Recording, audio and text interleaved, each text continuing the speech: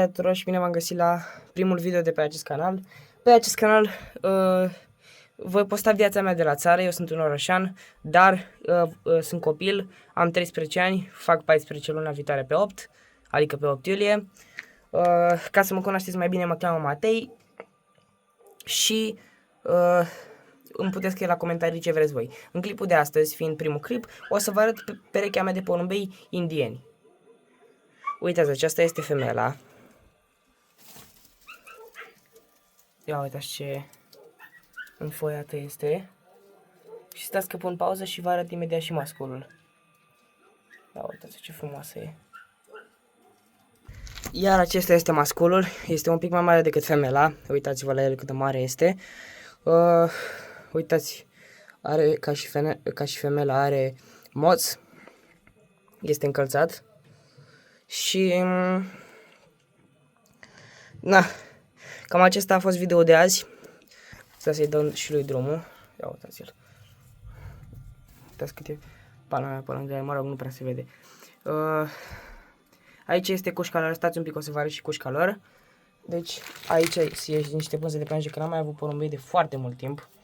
Și urmează să o curăț în mâine, poimâine, habar n-am când, dar o să curăț.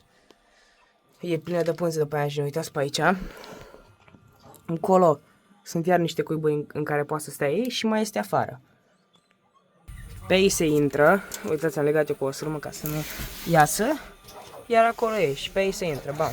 Pe ei se intră înăuntru, aici e mai cald de obicei, adăpost pentru pui.